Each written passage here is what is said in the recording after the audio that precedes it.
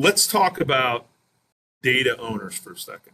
Let's take, for instance, Georgia Tech. For each of you that are attending this boot camp, let's take a look here at this.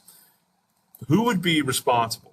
Who would be responsible for this data set right here?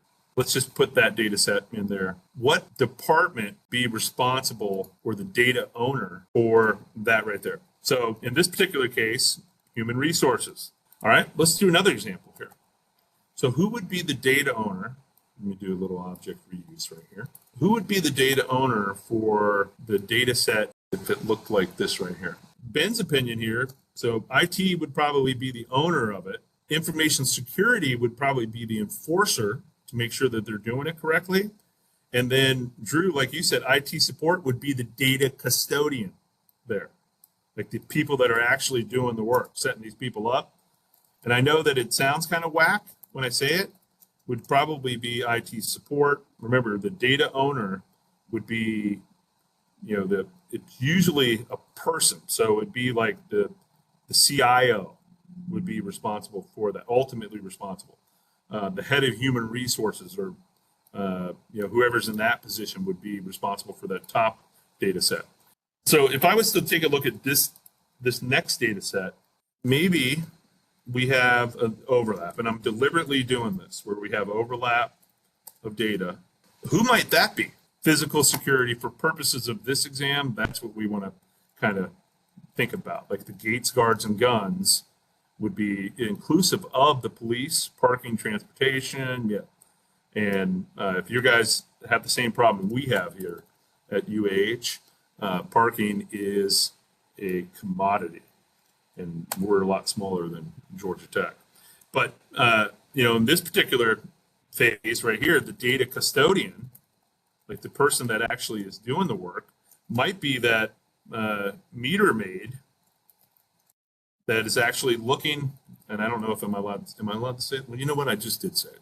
So the meter maid, the person that's actually, and I'm looking out my window right here, and I see our one out in our parking lot, going up and down the aisles looking to give people tickets, for parking violations. So that could be an enforcer that actually is doing the work, is the data custodians. I'm going to do a little Pete and repeat right here.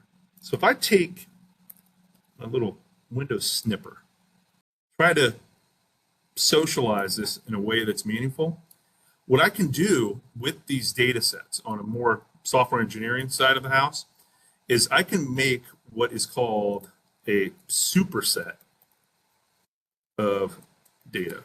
All of these, the data sets that you see here, when I talk about this, these are all supersets of data that is owned by a specific organization within your infrastructure. And so the quote of superset, when I say that, that means that collectively, what can we do to bring all of this data together?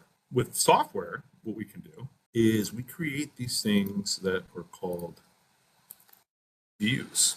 And so views are a logical subset of data that is controlled by the data owner.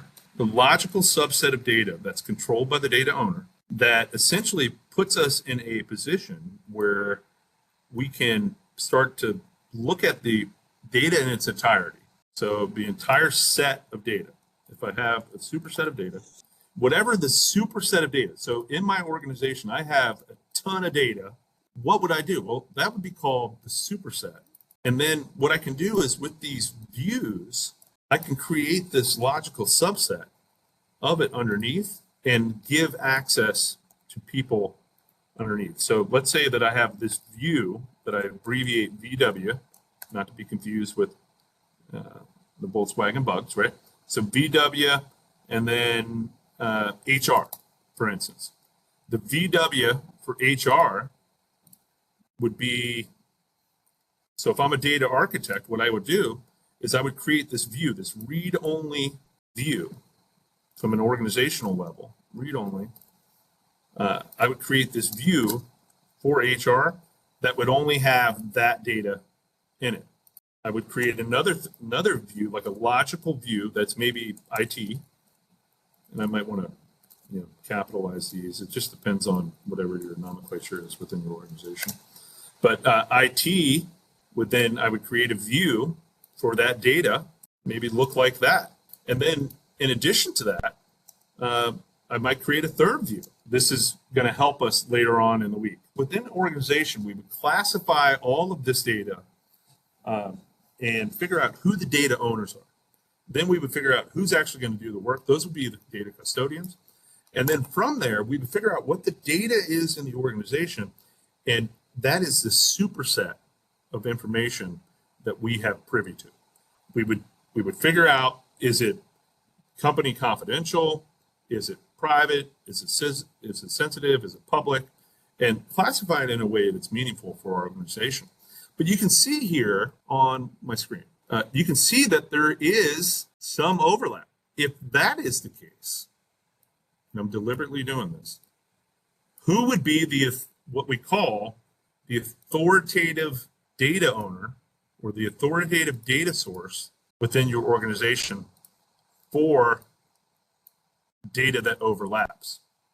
In this case right here, the authoritative data store, and for this example only, would be human resources, because they are the people that when you are hired or fired, they would be the people that would invoke a change request out to the rest of the organization that would say, yo, give this person a badge. And I probably should have added that to the physical security, right? Give this person this type of IT. And so they would put in these change requests.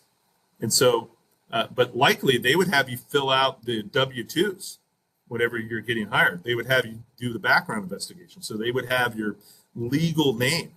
And if you think about in your organization, if you've ever changed your name, who are you going to that authoritative data source? It's probably not physical security. It's probably going to be HR. And so that's always an example that I like to try to do. And so these views, usually with the databases and any type of data sets, usually you will see one question on database views.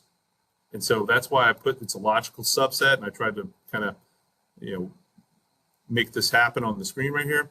And then sometimes whenever they start to talk about data owners, they talk about or they ask questions on who is the authoritative data source. So I just wanted you to know while I'm on that topic to make sure that you guys understand.